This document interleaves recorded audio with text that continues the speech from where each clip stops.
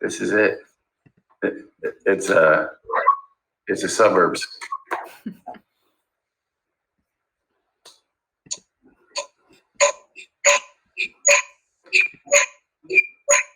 Oh, it's the feedback.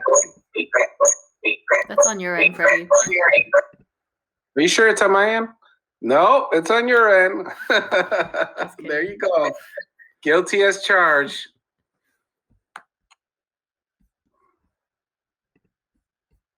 With sets, we always give it a couple minutes. You probably got a phone or a radio on in the background, Linda. No. Okay.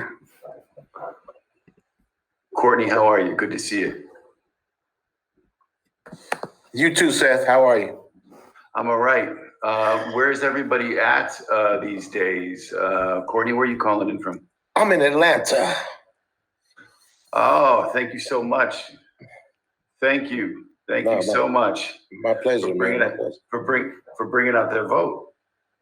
Hey, we tried, man. You know, we got to turn this thing around. You know, so this is this Shinjiro session is the beginning of us all putting Voltron together and making this unbeatable robot that can change the future. You know, so glad to have you, man. Yeah. Appreciate it. I'm happy to be here. I'm so happy to be relevant, I guess. Maybe I got a message to share. Always. Linda, there's people in the TCG TED. Can you put the link and there's a bunch of people Yep. asking me for the link. I got you. Google Meet.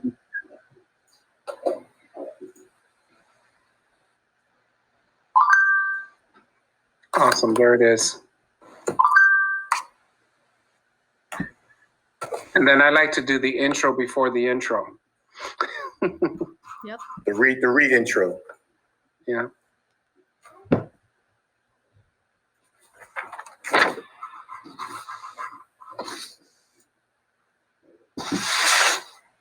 All right, so before this gets started, I'm going to show you guys my dog, and then he's going to get lost because he's going to start licking his paw. One of our team members has a French bulldog too. Brittany in New York City. Oh, I thought you. No, you have a regular bulldog. He has a French bulldog. Oh Your bulldog so is Ludo. This is Ludo. Ah, yeah. So So cute. cute. He's a little monkey man. All right, so he's going to start licking his paws.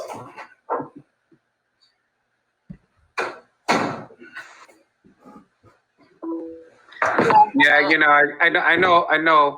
I mean, I used to follow. Oh, they're showing now. We're showing. That's our vice president of doggy affairs there in the picture. Really hard, Coach Han. Hard at work. He sent out a bunch of emails earlier. So. Yes, just super stressed. He's out cold. Yeah, after 3 emails, she's done. Well, if you get the right ones out. Yep. All right, I'm gonna give it one more minute.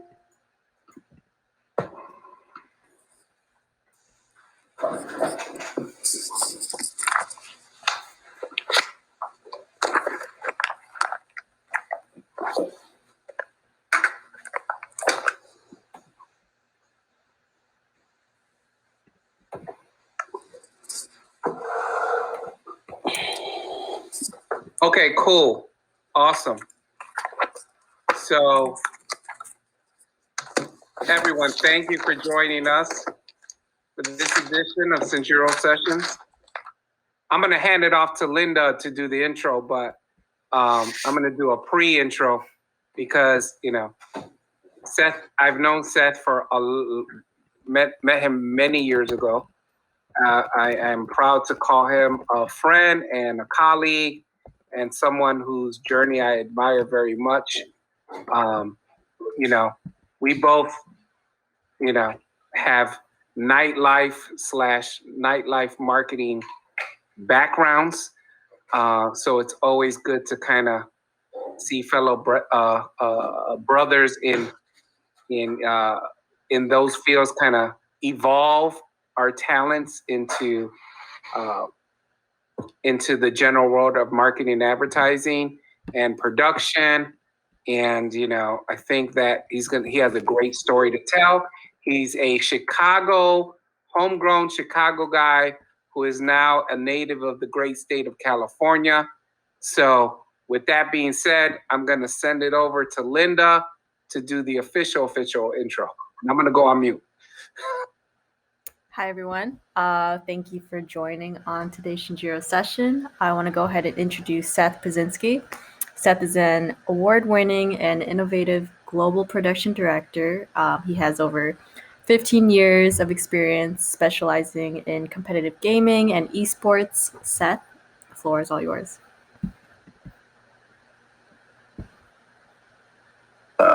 Okay. Linda, thank you. Freddie, thank you. And then I see my brother. Happy birthday to you, Larry.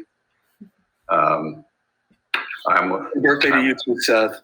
Yeah, I appreciate that. I almost brought that picture of us from North Coast Fest. But thank you for having me. I want to say thank you for Larry for reaching out to me. I can't see necessarily everybody on the call, but I do see that there are 15 people on the call, and that's pretty awesome. Thank you for taking some time to check in with me while I check in with you. Freddie, Linda, and I had went over kind of what could be a topic, what could we talk about, where we're at now, where I'm at now. And kind of related to how I got to where I was, or how I got to where I'm at. And one of the things that had popped up for me lately is a question I'd never had to ask myself before. And it was always just something that came like supernatural. Freddie brings up history, Larry brings up history. It was what I did and how I did it was innate. It just seemed to be, it was all natural and it came to me. So can you all see my slides now?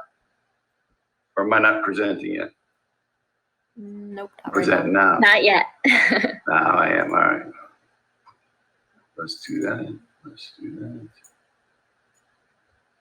And then I should be now, full screen, yeah?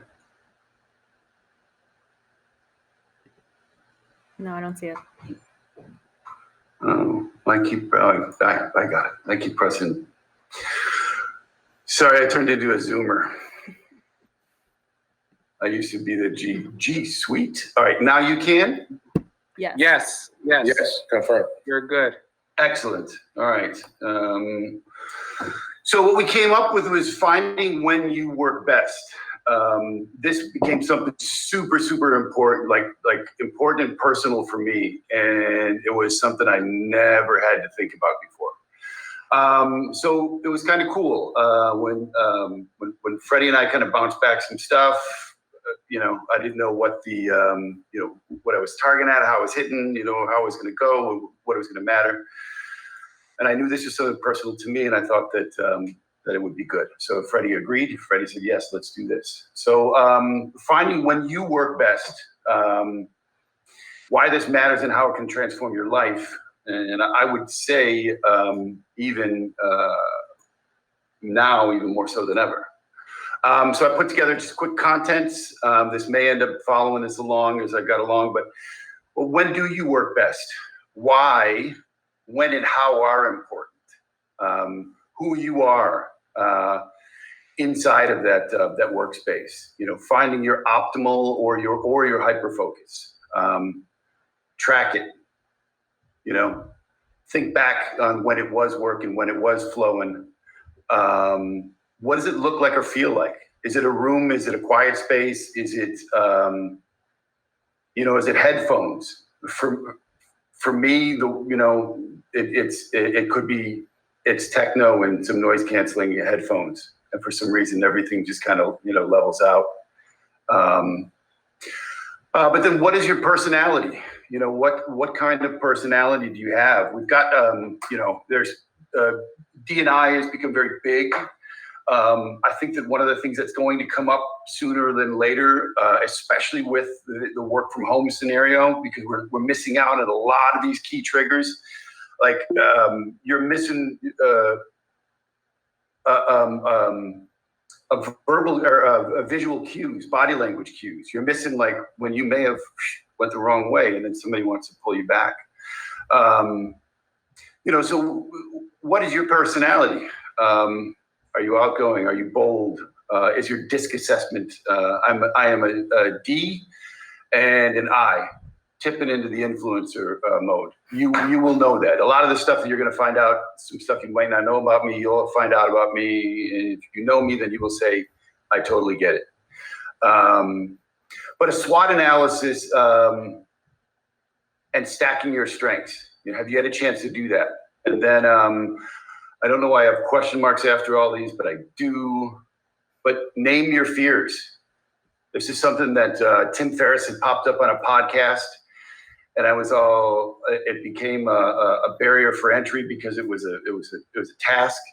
And then I got a journal, and in the journal it had that one day, and I wrote it down. We'll get to that. I'll tell you guys about what my biggest fear is. And then I'll go into who I am. I've started a new position, and I was failing. I have no idea what was going on. Like I said, I'm 49 today. I've been through all of my years, and I have. I've never had to second guess it. I don't know. It just happened. It just was natural. I did what I did. I kicked ass sometimes. I made a difference. And then I think I made an impact. And then I'll go over some of the discoveries I made along the way. So when do you work best? And then why, when, where, and how are important? What time of day is that for you? And I'll touch on mine. What do the surroundings look like? What are those performance tools you need? Is it caffeine? Is it noise canceling headphones? Is it DJ Hyperactive? Playing in Berghain in Berlin. Managing your workload and time management. These were some super ones for me that I had to look at that I'd never looked at before. What does my organization look like? Am I organized? When I was in an office, it was a different setup. It was totally different. I've got file folders here now for everything. I've got my notebook on the right for my notes and my to-do list today. I've got my priority folders off to the side of my left. I have my old to-do list, Delegation had to become huge because I need to manage up, and I need to make sure that my work that I do at the level that I'm at is able to have an impact on a higher level and gets recognized, instead of being pulled down into the trenches and having to really kind of like, fight around in the mud. Procrastination's huge with me. It's a symptom. So prioritization was something that helped me with that. Also project planning. How do you do it? I use a timer. It helps me. It was something that popped up because of some other stuff that I'd found out. And then group work into same types. What does that mean? That means if you have tedious, boring stuff like payroll, time slips, follow-up emails, group that stuff. Block time in your calendar. It's almost like that rule of like paying yourself first. Block your time in your calendar so no one else can take it away from you. Like I mentioned, you've got projects that you have to deliver up that are going to be more important to you and who your boss is than your reports. It doesn't mean that you don't have time to coach, to mentor, and to give those coachable moments. But it does mean that you have to block that time for yourself so that when you are producing, you're producing to a high impact, high quality work for those who are above you. That means you can make room for the person who's coming up behind you. And then lastly, you just got to start. So there are key factors each of us need to consider when determining when and how we can accomplish our best work. This may be based on the type of work you're looking to perform, your personality, your strengths, and your weaknesses. These can contribute towards success or result in subpar results. Time of day. Best time of day for me is the first thing in the morning after a cup of coffee. But what are you? Are you a night owl? Are you a creative-minded person that when the night is alive, that you can end up letting all those things come to you?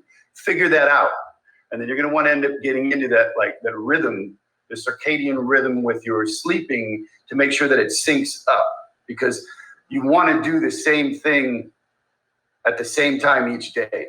And now, so we have these different office hours. It could be 9 to 5. 9 to 5, I have to be available for meetings. After that, they say, do your own thing.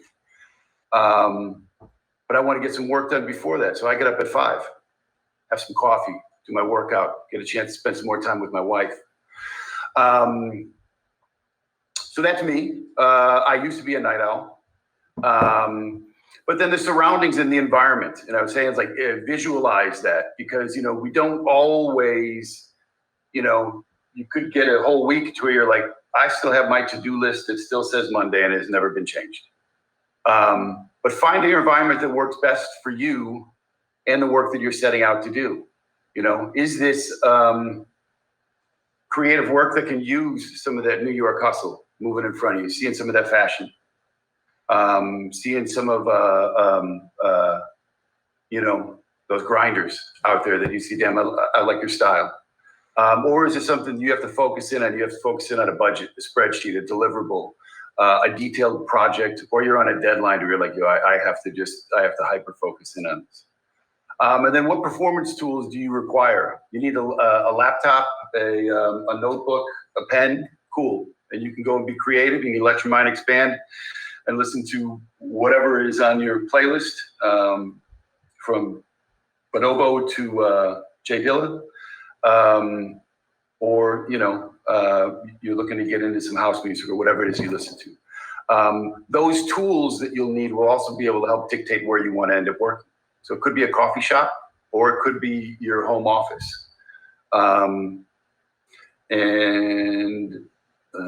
That's that. So managing your workload and time management. And I want to see this. So this is killer for me, isn't it? I didn't start on time.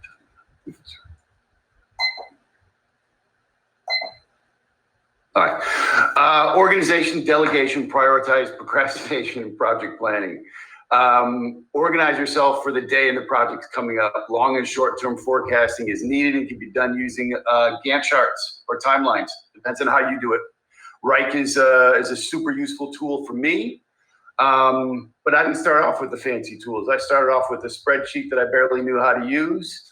But I knew what time you needed to be there to set up so that I could be ready and that I needed to arrive early. So my foundational tools were, much simpler. When you need to, manage your workload so that you are delivering the high value work that you need to, delegate those tasks. Figure out which ones are those that you can delegate, that you get off to, I would say, a subordinate or a report, but your talent that you might manage. But make sure that it's something that is that will allow them to level up too, and grant them an opportunity to learn from it too. It can't just be something that just spills off to the top, and then you just give them, this little piece. It's got to be something that they can really learn from, and show them what it means to you as you deliver this up. And if you're doing something that they go, wow, this doesn't seem like that much fun. It's like, yes, but it applies itself to a greater piece of the puzzle that I want you to end up being able to see. Procrastination for me is huge. It can be something, everything that everybody encounters. So break up the projects into chunks, setting a delivery date, ensuring each dependent deliverables are properly scheduled. Sorry about my typos. And then for me, I prioritize the work at the beginning of the day. I identify high priority important tasks and tackle these first. Or when you find yourself set up for optimal or hyper focus. There's two different ones. Hyper-focus is kind of one I'll touch into later that it skews into somewhere else. But it can be good. That's why I have the timer for myself, and I have to make sure that out of all the notifications that I do turn off, that I leave on my meeting notifications, because I've burned through some meetings and I was just like, oh my God, how did I do that? Identify those urgent tasks that need to be completed on that day is critical to your productivity. The Eisenhower Matrix is a great tool. What's urgent, what's important, versus what is not, and what is not going to deliver you success. And like I said, group the work into the same types. If it's a low value or a tedious task, pass it off to somebody else or deprioritize that. But find time to tackle those tedious tasks, those mechanical processes, or delegate them. Could be at the end of the day when you're kind of wrapping up and kind of tidying up your desk.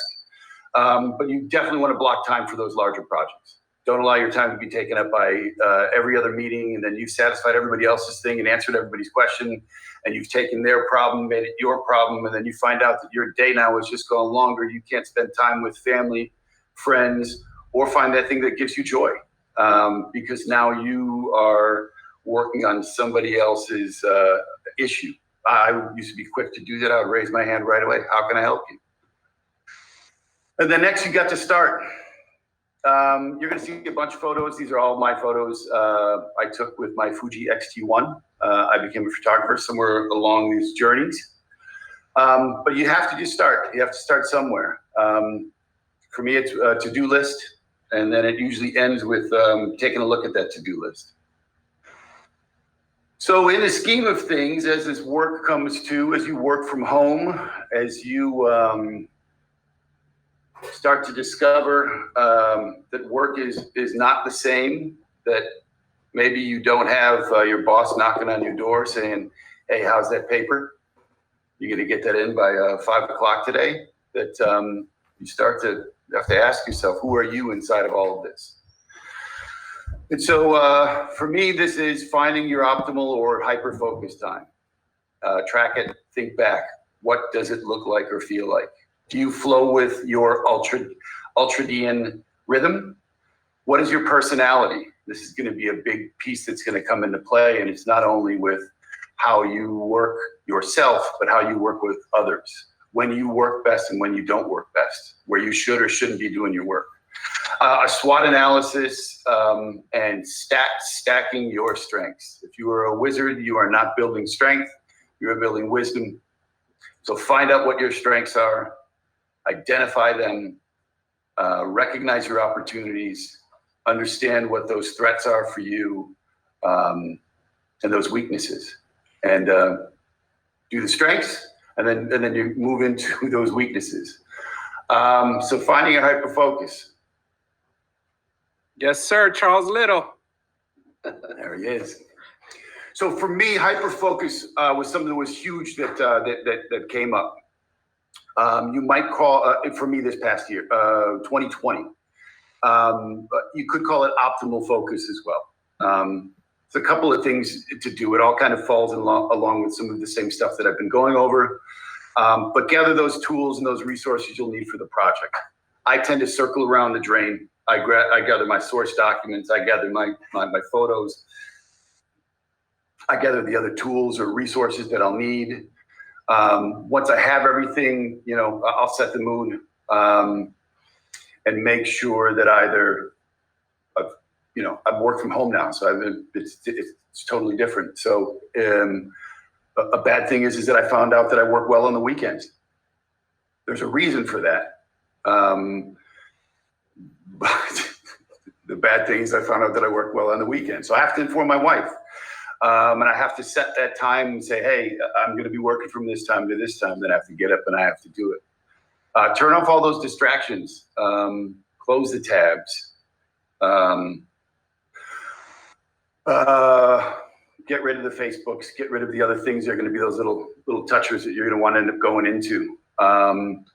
And then decide on a time frame. I usually set my my clock to 60, 90 minutes. This goes along with that ultradian rhythm. We'll get that. I'll touch on that in a little bit later. And then just find the time that works best for you. It doesn't have to be 60. It doesn't have to be 90. But you should get up in between that and do something to break it up. At first, when this whole thing started, when we were working from home and everybody said it'd be back to work in 3 months, 2 weeks, or whatever it was, I walked and I thought I was going to tackle that. Well, the ups and downs of this whole thing, I don't know how it has been for everybody else, but shit has been real. And some days it's been really good, and some days it hasn't. Some days I'm like, everything's gonna be okay, and then the next day, you know, I can't move 10 feet from my desk for some reason, and I haven't done a damn thing. So once you figured out the time frame for your focus burst, set a timer for that period. Take that break when your alarm goes off. Stop whatever you're doing. Get a glass of water. Your brain is going to focus better with it. So consider drinking water in between those breaks. It'll help you also make sure that you are healthy as well. Repeat this when you wish to get into your optimal or hyper focus. Do you flow with your ultradian rhythm? That's a photo I took at Diz at the Viper Room. In their book, The Power of Full Engagement, Jim Lower and Tony Schwartz say, these ultradian rhythms help to account for the ebb and flow of our energy throughout the day. Psychological measures such as heart rate, hormonal levels, muscle tension, and brainwave activity all increase during the first part of the cycle. And so does alertness. After an hour or so, these measures start to decline. You're going to start to get distracted. The body's going to begin to create a period of rest or recovery, or you might start thinking about, you know, did I get any likes on that Slack message you sent? Slack's my favorite. Is my favorite social media site now. But nobody likes my stuff. It's totally a joke. So pro tip, use a timer and set it for 90 minutes. Don't set it for 90 minutes if 90 minutes doesn't work for you. Take a break. Block the time for larger projects. And when you are in the flow, place the priority on your high value, high impact work. Problem solving, creative tasks, critical decision making, projects on deadline. So here's that rhythm. You know, I don't know when it starts for you, but this is going to be about the same with our sleep as well. And you're going to see this up and down. And it's like, pay attention to those times for you. You know, when I was thinking about writing this, I thought about Freddie, and I was like, man, Freddie's always on. You know, he has to be. He says, Freddie, he's always on. But I know he puts his time into the things that he has to at the times that he has to do them so that he can be there when he needs to be there. And so it's important, you know, if you're somewhere where you need to be, but you're distracted because that thing that you didn't do, then you're not present anywhere. So that's why, you know, I'm not trying to say that you're not Freddie, but that's why Freddie can always be present and always be on, because he's already done that work in the times that he has that optimal focus going for himself. So what is your personality? If you've done any self-discovery or self-help discovery into your personality, you've started learning a good bit about your productivity style. If you're a bolder, take action personality, you've got to know that now. You might have already figured out why you hate meetings that drag on pointlessly, and why you sometimes get called out for trying to, quote unquote, take over the meetings. Really, you're just trying to get things moving and keep everyone from wasting more time. Introversion and extroversion will also affect your productivity and your style. You'll know who you are. Sometimes it's one way, sometimes it's another way. I am the most introverted social person that I know. And I'm the guy who you'll find at the back of the space, you know, hanging out against the wall. When I was younger, I was in the middle of the pit. with Gene and Trax and Pork Chop. So on the other hand, if you are an extrovert working from home, you may crave an open space, so you need to get that environment that is good for you to end up seeing things. So it might be that coffee shop. Personality tests are not going to capture everything, and some may get you wrong, but there are truths to find in any of the ones that you choose. You know yourself. The point of a personality test is to help you consciously think about yourself. By bringing those intuitions and inner workings to light, you can use them to improve how you operate in work and in life. It's a team sport, and I've got this. I'll share this out, but these are some personality tests that are free. If you haven't done one in a while, it's super interesting. The last one I did was 16 personalities, and I loved it. It's also a good way to be able to break that bridge with everybody else. So this is for context, this is in Berlin, and all of those people that are sitting on the stage were the crew that I worked over the holidays with. Well, most of them are, and the rest of them are the ones that were on holiday. But the last time that we had rebuilt the studio in Berlin, we had a party for ourselves, and I was brand new there. I didn't think that was the way to go. So this time I said, you're going to gather and we're going to end up giving beers and swag to the crew that was working there with me. They're the best. Worked over the holidays with them. The studio you'll see later is absolutely amazing. For me, the greatest thing to do is to say thank you. And I had an opportunity to do it with people who gave me their all, and they saw me do the same thing. Credible. I got 17, Linda. Are you tracking the same? 17 participants? Minutes. No, 17 minutes. No, you still have a good amount of time. All right. Yeah, you're tracking. I'll try to go fast. I have a bunch of slides, but I think a bunch more. So that SWOT analysis, what does that matrix look like for you? Break them down, understand them. The last person that should find out what your weaknesses are is you.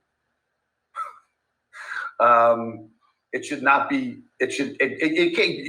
We have friends. We have people we can look to, but it should not be your boss. And your strengths. I went through 2 different schools on the strengths. I'm not going to read through all this stuff, but I am going to go into the schools on the strengths. David Goggins got me. He got me bad. The dude won't stop yelling at me. And so I flipped. At first it was, let me build and stack my stats on my strengths, and let me flow the way that I flow there. And how do I do that?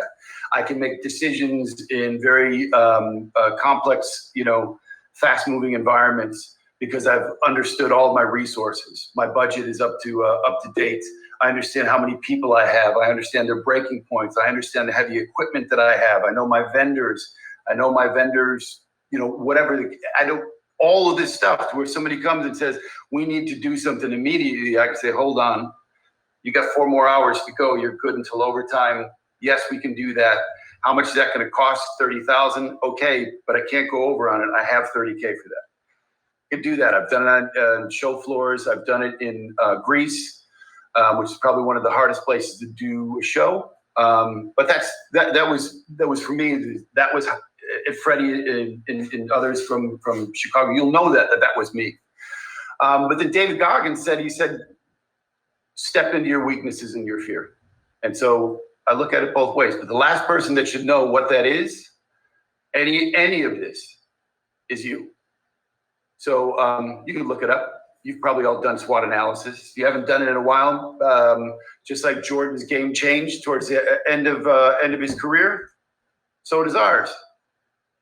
We're not on the front lines, maybe, fighting every fight and holding it down like that, or taking it to the basket every time, because we're a little bit more banged up, a little bit smarter. Maybe we can get more work done by doing less. The other thing is to name your fears. Like I said, I did this the other day. My biggest one was that I was going to lose my job. that I had moved my wife here. I'm thankfully blessed and humbled that whom I work for is thriving in this environment, and that I am still working. But that's my biggest fear. It's my wife is a second producer, so it's a one income household. Now what? Well, now what do I do? Do I have enough in savings? Did I get enough liquid? All the stuff. And so I just named it. And in naming it, I could then end up looking at it and say, all right, I got to come up with a plan for that. Because if I'm not doing shit about it, then I could sit there and be gripped with fear. I could procrastinate. I could be stressed out. I could be anxious. So I have not delivered my work. I have delivered subpar work, and somebody's looking at me saying, like, you can't be any good at what you're doing. And that's the absolute. That is absolutely not the truth. And don't give anybody a chance to be able to say that about you if you feel strongly about how you do. So that's what I had about the working. When you work best. For me, like I said, it came up because I had to answer this for myself. I had a boss that said to me, he said, hey, brand new into the job. I don't think you're paying attention in meetings. And I said, yeah, I am. What did I just say? And I said, I don't know. I wasn't paying attention. And that was my day. I would walk out of a meeting. I would take down notes. I would write down stuff. And I would say, I heard what you said. Something would happen from here to here. The next thing you know, I'd look at the notes and say, I don't have the slightest idea what you've just asked me to do. And on my level, I need to. So I had to do some self-discovery. But first, let me just go on. So who I am. So I'm Seth. Used to go by Seth Love back in '93. Kengo Mega was a video game name, and then it was a DJ name, and I couldn't write for shit, but if I could, that would have been my writer name. I am a husband, a proud father. I'm a son. I'm a brother. I'm a French bulldog lover. I'm a product manager. I'm a creative producer, a photographer, and wholeheartedly, I am an Aquarius. I'm a director for global external events currently at Blizzard Entertainment. Yes, I have won some awards, which is kind of dope, kind of cool. I'm innovative. I am neurodiverse. I've also recently found out that I have 2 forms of dyslexia. Dysgraphia, which is the one that I was talking about, notes. It has to do with writing in cursive and then writing in regular letters. Didn't know it, just found out this year. That boss helped me to figure that out. I'm also a global production director, creative event producer, product manager with 15 years specializing, Linda said this before, in competitive gaming and esports. That's where I started, but that's where I'm at now. And I love it. I am committed to creating exceptional, immersive experiences for gaming communities and their players, always looking to push boundaries, innovation, and execute flawlessly. That's on a stage in Madrid right before we gave a all-hands meeting to our whole team. That's Madrid, 16,000 people. That's in a bull arena. That was a spring or summer championships for the LEC. I went out to Berlin. I took over studio operations. I took over all their budgeting. I took over, anything that I knew that I needed as a tool, I said I could do. And if it was in my wheelhouse, I did it. I rebuilt their studio twice. You'll see that in a second. And I rebuilt the stage 2 times. This one time it got turned into this, but there's this pixel tape that's around it. Fucking amazing. This is in Greece. I don't think you can see it here. if you see to the right below those flags, we built a podium. We finally figured out how to do the final moment. But it wasn't from the producers. It was a lot of this stuff was just from me pushing it through. This is the studio that I had designed. It had 3 major components to it. This is just the main stage. Of course, coaches' rooms were built out. We had an analyst set. We had an analyst desk. LEC is League of Legends European Championships. And it is now killing it. It was the meta. When we were in Greece, China had wanted to broadcast live from Greece back home. They would never give us the numbers, but we believe that it was 2 million peak concurrent viewers watching all the time because of Caps and Perks, and then Reckless, who was on Fnatic, who now is on G2, but they were the meta. They were killing stuff. They were doing stuff that nobody else could even imagine in this game. This game is like chess on steroids. If you've played it, then you know what I'm talking about. If you haven't, this is one of the biggest esports games in the world. Worlds is probably, it's a Super Bowl of esports. I'll be more than happy if you want to connect on it. We can go deeper into it. 8 minutes. So like I said, I started that new position and I was failing. And I had no idea what was going on. So I did all the stuff that I've gone over with you all. I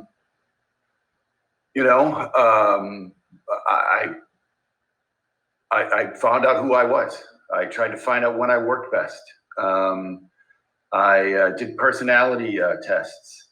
I did strengths, SWOT analysis. I ended up somehow moving in a direction to where I took a diagnostic test that would diagnose me with inattentive ADHD. And that led me on my journey of self-discovery. So this kind of falls into the discoveries that I've made. At first, at 49, getting diagnosed with that it could be a hit. I brought this up earlier. I brought this up throughout this talk. I do believe that this becomes a part of the the diversity and inclusion talk. When you have, especially if you look at where I'm at, if I have programmers, if I have game developers, we all don't think the same.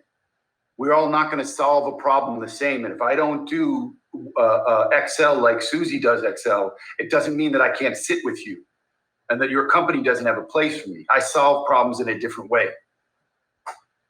You can kind of hear me with that, is because I had to stand up for myself. And I had to figure out is that stigmata that comes with, you don't do this thing the way that we do this thing, so you're unlike us, so you can't be with us. That is some absolute bullshit. And you will start to see that diversity and inclusion will start to include neurodiversity. It's going to be huge. It is going to be provocative, and it is going to change everything. It should. It doesn't change bad manners. It doesn't change, we still have a responsibility. I still have a responsibility. So I found that out.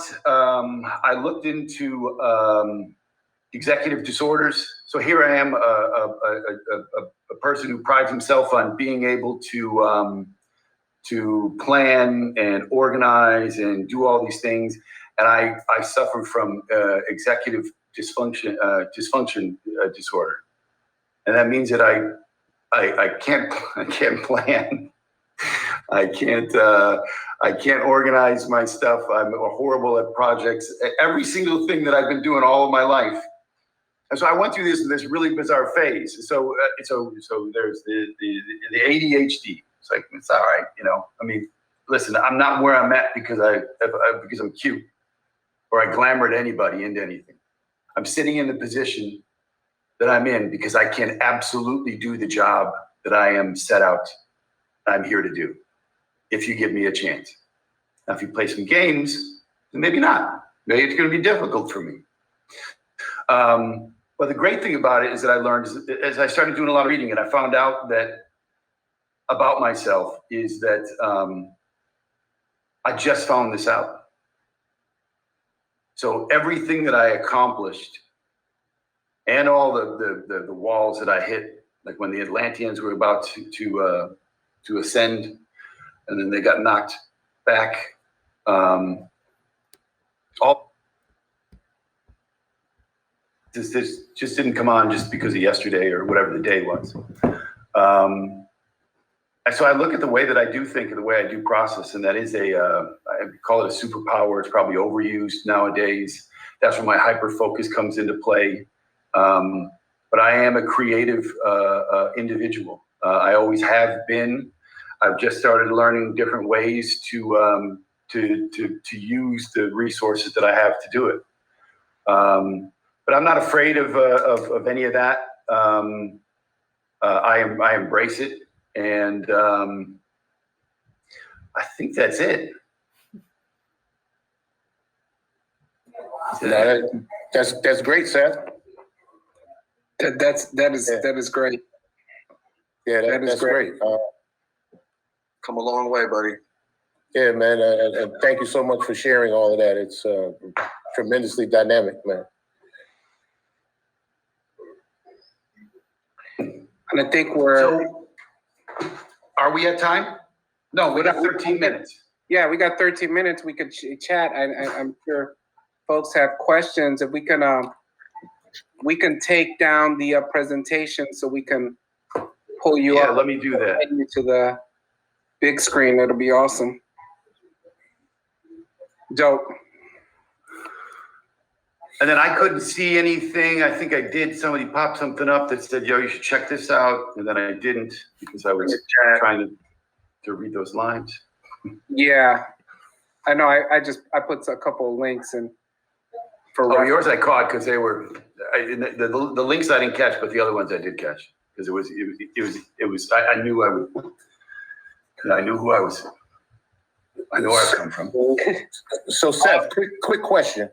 At what point did you make the decision? Because it takes a lot of emotional fortitude and courage to go ahead and dive into the discovery of, the journey to discover what your interpersonal power is and what your issues are rooted in at the same time. When did you turn the corner and say, I'm going to figure this out, or I'm going to begin that? Well, it started. Listen, I've been successful. That was probably one of the first things when I was younger that I feel it was actually the greatest detriment that I had. Is right off the bat I was successful, and so I had this idea that the arc was going to go up. And then when I was a general manager at a nightclub, I had some of my barbacks who had trucks and cars and houses, and I was rented, and I was paycheck to paycheck, So it happened because of work. I didn't think anything about this stuff. I thought that before I drank too much, and people just thought I was an asshole. Sorry for cursing to anybody, but if you know me, you could say, yeah, that was not a good night for you. So I stopped drinking, and I found sobriety, and sobriety was super dope. But I found that I was still having some struggles. I have emotional dysregulation. Problem with all this stuff is it all stacks up on top of each other. And so I have emotional dysregulation. I have a lack of impulse control. So if we're riffing, then I'm thinking that I'm gonna jump in and throw that idea in.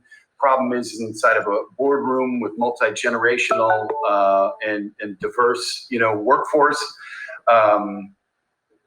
I'm a 6'4" tall male with a beard and a tattoo, and I'm interrupting a young person early on in their career. But that ain't, it's confounding because they don't know that, they don't know that, I'm 6'4" and I might weigh 250, but now I'm insecure because I feel like I can't stop I can't stop eating the snacks. And then I do have emotional response. So a lot of that stuff is confounding to everybody else. But my boss was such an asshole to me that he made me and my wife. He was a smart gentleman. He did help. There was a silver lining to it. But if he was a smart gentleman, it would be like my fourth grade teacher who had told me, "Hey, can you read the board?" And I said, "No, I can't read the board. It's blurry." And she called my mom and sent a note home, or sent a note home with me to my mom and said, "Yeah, you should take your son to go see the eye doctor." My boss was so smart that all the questions that he was asking me, he should have been able to pick up on that. He was a pretty smart guy, but he didn't. He came at me very aggressive, and it did make me look for that silver lining. And that was the piece. I think it was you, Courtney, that had asked that question. That was a piece that really made me look into it because, yo, man, I just moved from Los Angeles, went out to Berlin, traveled the world, did okay, found out that wasn't going to end up doing it for me, that they were going to try and keep me here, and I wanted to go there. And, you know, when the time would come that the person who was assessing me was the wrong person to assess me, I have to get the fuck out. And so I did that in Berlin. It was great, but we traveled all over Europe. But, you know, I was going to lose it. Dude was basically telling me, he goes, "You can't do this job." And I was like, "You're out of your mind. I can do this job." And so I went and I dug into all that, and I found it out. And it's up and down. It's still it has you know, it's just like everything that everybody else does. It's the same list. Drink more water, wake up early, work out, eat healthy. It's the same list from if you're writing your New Year's Eve list to you're writing that you don't want to get Alzheimer's or you want to have cognitive abilities later into your life. It's all the same list. But the knowledge empowered you. At least you knew what you were dealing with versus being abstract and just fighting like, well, what the hell is going on here? Well, that was what was going on. That was what was happening before. I left Chicago because I didn't think I wasn't gonna make it. But I don't know if I was fighting against myself or what. But yeah, Best decision ever made. Best decision ever made, Seth. You know, and I would want to share because, you know, there was a time where, I mean, Seth is, and I know Lee's on the call too. You know, Seth is an incredibly talented producer. And, you know, I think there was a time in the agency world, the local agency world, unfortunately, there was 2 or 3 agencies that kind of dominated the scene here and sometimes dictated where your future went. And I felt like, you know, you were kind of hovering around one of those agencies, right? And the different companies attached to that one agency. And, you know, I'm glad that you went west, because I think for a second there you were trying to find your path within that organization, and it was kind of stifling, right?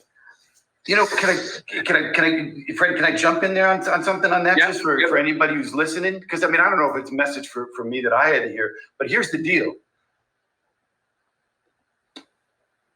And I mean, you all know this. You're not on this call if you don't. Nothing is guaranteed. Mm-hmm. And it didn't matter what it is that I did.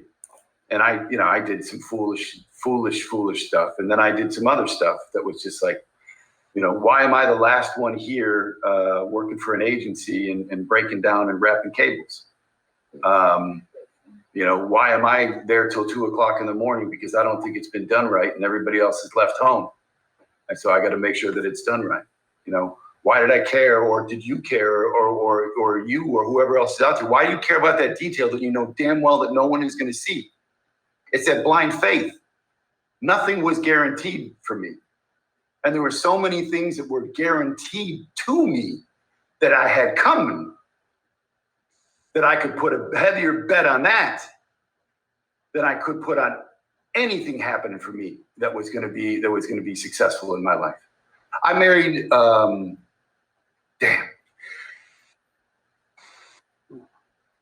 married my best friend that I met out here in Los Angeles. And she is absolutely stunning. And she's a stone cold fox. And I am a lucky man, and I have never been a lucky man. And I remember, Freddie, you brought up a time when I was working. So at one point in time, I wasn't working. I got let go from the agency, and I was sitting at home and I was playing Call of Duty, and I thought I was slick, so I was, with herbs, and I wasn't doing shit. I was just collecting unemployment. And at one point in time, I said, I can't do this. I said, I've never gotten a job while I wasn't working, while I wasn't in motion. And so I went and I got a job, knowing that I was an alcoholic before. I got a job as a bar back at a VEC. I then got a doorman job at the taco place that Donnie and those guys owned. And then I started working 3 jobs, and I was just like, the unemployment wasn't enough. It was whatever it was. It was never going to be enough. It was always going to be just less than. And then I started making money, and then somebody called me and said, do you want a full-time gig? And so it was just like that. But none of this stuff was ever guaranteed to me for anything. And it would have never happened if I was doing it because I wanted to do it so that person saw me doing it and said, oh man, this guy's really good. I am not a clever person. I have to work very hard for my results. And so it was a belief in that doing it the right way, or the way that my stamp, or whatever stamp it is that you put on all of your work, that's the way that it should be done and should be followed through on. And that's the thing that took me through all the ups and downs, and debited some of those checks that should have been cashed in my ass a while ago, and paid some of that stuff off. Very encouraging, very personable. I'm an Aquarian as well. So I get it. I get the inner feeling, the deep feeling, and so thank you for sharing. Thank you for being as open as you are, as direct as you are. And because you've been this person this whole time, you will reap the immense reward in this life and the next, is what I pray for you. Thanks again. I appreciate it. Thanks for sharing. Thank you. I know there was a question there. I know we got, saw a question in the chat. Who was that, Anna? Oh, there's a question. Seth mentioned he was a parent, lots of new moms and parents to be on the line. How did he designate time to his wife, kids? Are there certain tactics he used to make sure he was involved in his kids' lives? He mentioned a bit about making promises to his wife. Any other tips? Yeah, who would ask that? I want to just... Anna. Anna, great question.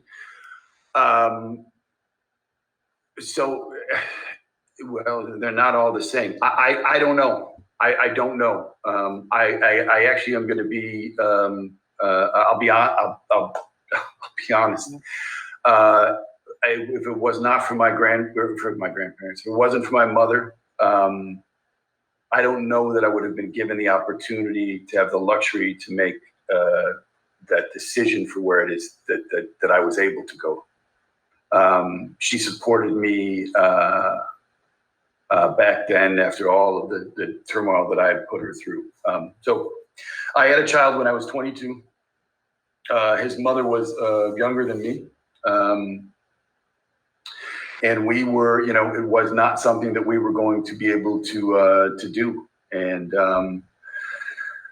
my mom stepped in and she said, hey, until you figure this stuff out, then I'm going to step in and I'm going to make sure that your son has everything that he needs.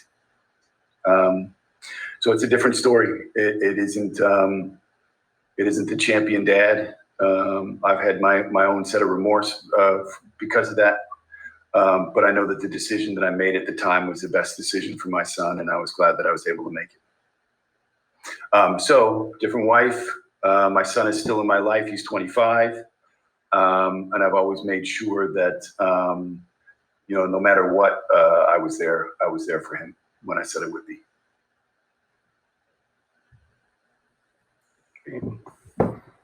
Anna says thank you. Her baby's crying right now, so she's on mute. Anybody else have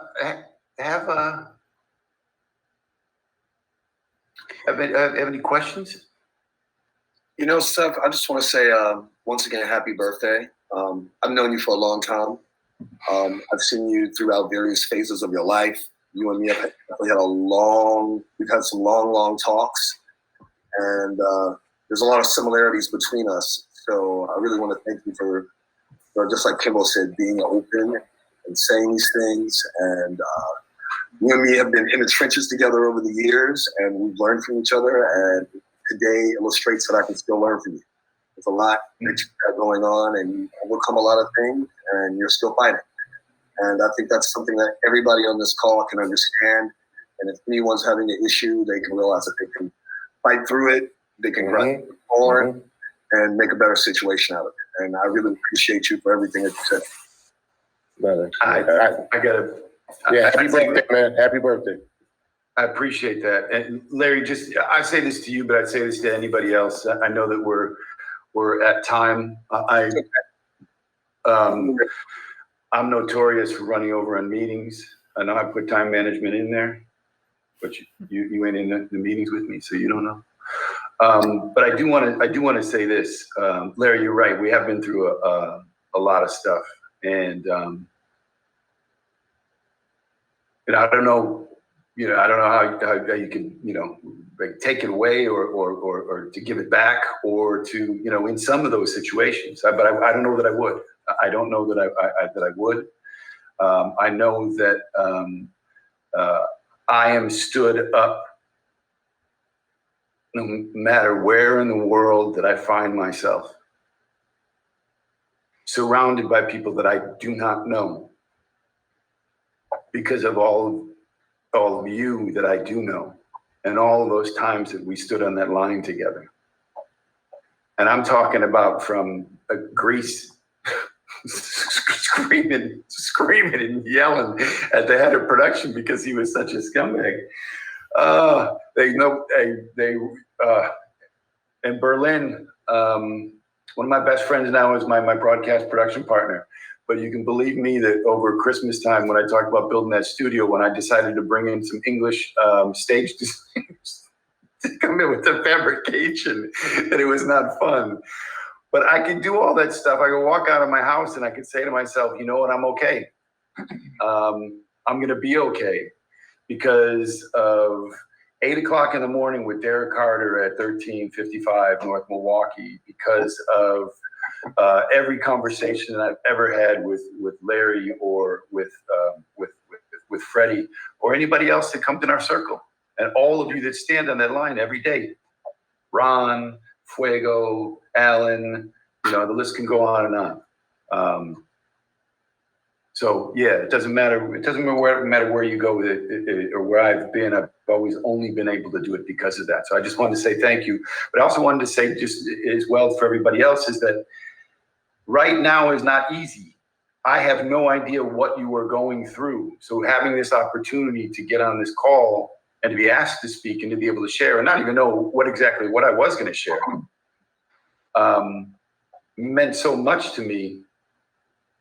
But now I can see that as much as I needed it, maybe somebody else needed to hear something too. And if it did, it helped. It great. If we're not connected on LinkedIn, then connect with me on LinkedIn. If you ever want to talk, when the time is there, I'll break out the time to be able to do it. And I'm still trying to figure out where all this goes and what the next step is, because I have not reached a plateau. I have not done the biggest thing that I will do in my life, and I'm still trying to get after it.